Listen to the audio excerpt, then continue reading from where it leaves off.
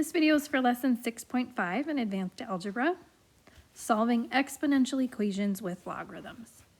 So up to this point, we've learned how to solve exponential equations, and we're actually going to review that with the first two examples in your notes, numbers 1 and 2 there, that warm up. We've learned also in 6.4 now how to solve equations that involve logarithms.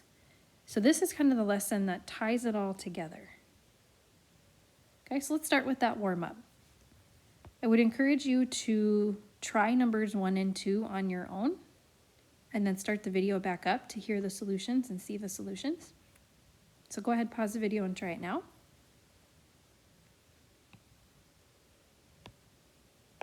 Okay, if you're back, you are taking a look at example 1 with me. Solve the exponential equations using a common base. So remember what that means. It means we want to write the equation so that both sides would say 5 to the power of or 2 to the power of, right? We have that common base within an exponential expression. So in number 1, that 25 on the right-hand side really can be written as 5 squared. And that causes us to have common bases that we can then cancel out, set the exponents equal to each other, and finish solving. There are no extraneous solutions on exponential equations because those variables, n, x, and so on, graphically, we've been looking at this a little bit, but those variables are defined everywhere. Okay. Number 2, check that one out. 9 and 27. So I'm first thinking about, can I use the smaller number that's already in the problem? Is there a way that I can write 9 to a power to easily get 27? Well, there might be a possibility. The reality is it's not a whole number or an integer, meaning negative. So this would be an example where it might be best to think of a smaller number to use and change both of them. So you can see that's what I'm doing. I'm going to try 3 because I know 3 squared is 9. And I know 3 to the third is 27. So I have a little work to do first with simplifying my exponents. The 2 and the 3 need to be distributed to those powers already present in the problem. So this is going to become 3 to the power of 2a plus 4 and 3 to the power of 12a minus 6. Now I can ignore or drop the bases and just set those exponents equal to each other. If I subtract 2a on both sides, I get 10a. I would then add the 6 to both sides to get 10. Divide by 10 to isolate a. We see our solution's got to be 1. Okay, so this is where we've been. We already know how to solve exponential equations by getting common bases. But now the problem really becomes, what if a common base is not possible? Look at number 1 down below. 2 and 7. If I start thinking about it, there's no way to write 7 using powers of 2. Right? Or at least not a nice value. Again, it's possible, but your power is going to be some pretty terribly long and horrendous decimal. Could you guess and check and get pretty close?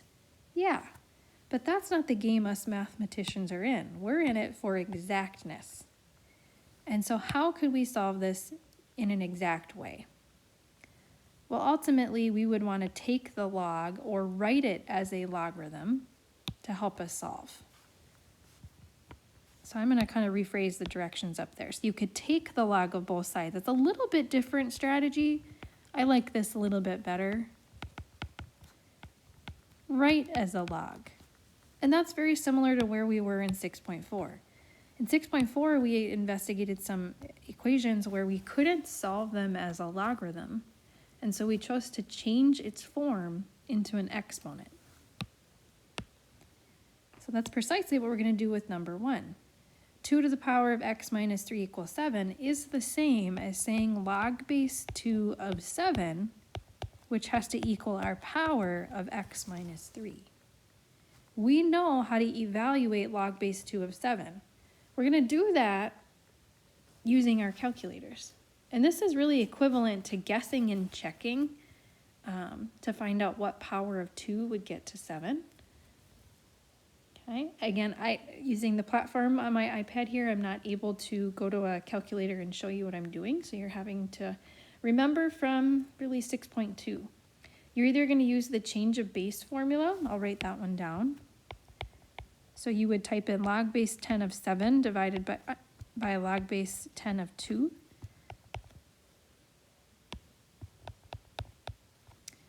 Or you would use the math and then log base option to just physically enter log base 2 of 7. So whichever way we do it, we're going to get 2.807354922. Totally okay to, let me go look at my notes here. Totally okay to do some rounding. Just remember, rounded answers may not produce the exact same answer, but will be very, very close. So we've talked about this a little bit. The more decimal places you use, the more exact your answer is going to be. My rule of thumb in my classroom has been 4 decimal places. If you want to use more than that, you can use more than that. I'm going to use 5 today, just for the heck of it. Okay, so we know 2.80735 has to equal whatever x is minus 3. So we just add 3 to both sides to find our solution for x. 2.80735 plus 3 is 5.80735. Okay, and I can check my answers. That's what I'm doing on my calculator off screen. I'm doing 2 to the power of 5.80735 minus 3, and I want my calculator to spit out a 7. And for me, it spits out 6.99997. We're close enough to 7. So that's what that rounding is talking about. Okay. Another example. There might be some instances where you have to isolate the exponential portion of the equation. So in number 2, the exponential portion is that thing that's being raised to the power. So if I want that all by itself, I have to add 4 to both sides of this equation first. Now I'm ready to write as a logarithm. Log base 5 of 14 is going to equal x plus 3. Now I can evaluate log base 5 of 14. Again, going to your calculator.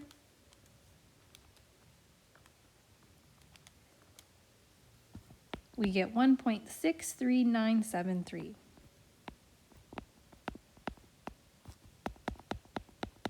Solve for x by subtracting 3 from both sides. We're going to get negative 1.36026.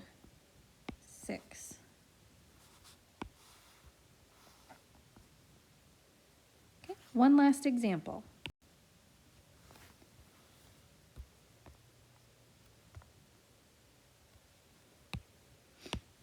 Five times 3 to the power of 2x plus 5 minus 7 equals 13. So again, just like the last problem, we want to find what we're raising to a power. That's the portion of the equation that we want to get all by itself. So that means this 5 times and negative 7 need to move over to the right-hand side. Remember, when we're solving equations, we're using the order of operations backwards. So normally, if I write out my PEMDAS, right, normally we start with parentheses, then exponents, then multiplication and division, then addition, then subtraction. Now we're going to reverse that. So we're going to look for any addition and subtraction and undo it first. So we have to add the 7 first.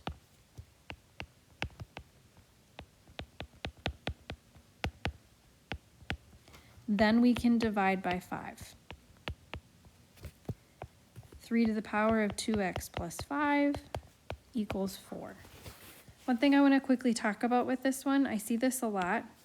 I see students incorrectly trying to tell me that 5 times 3 to the power is the same as 15 to the power of 2x plus 5. Please watch out for that. That is not a correct statement. If you're wondering why that's not true, I would encourage you to play with some numbers. For example, if you said 2 times 3 to the power of 2, according to the incorrect thinking above, you would say that that's the same as taking 6 to the second. We know that's not true, because 3 squared is really 9. 2 times 9 is 18. That is not equal to 36.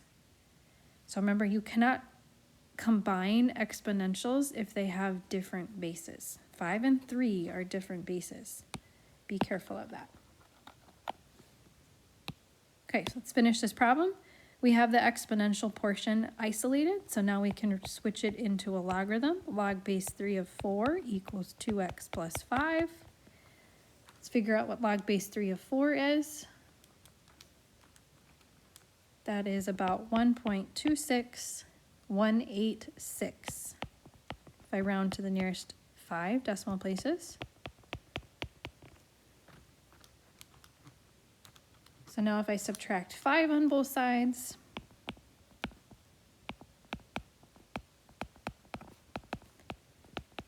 and then divide by 2. Our final answer would be negative 1.86907. And that's with a lot of rounding pretty early on the problem. So this is, again, realize this is not the most exact answer, but it's going to be close enough. Okay. Haven't said it yet.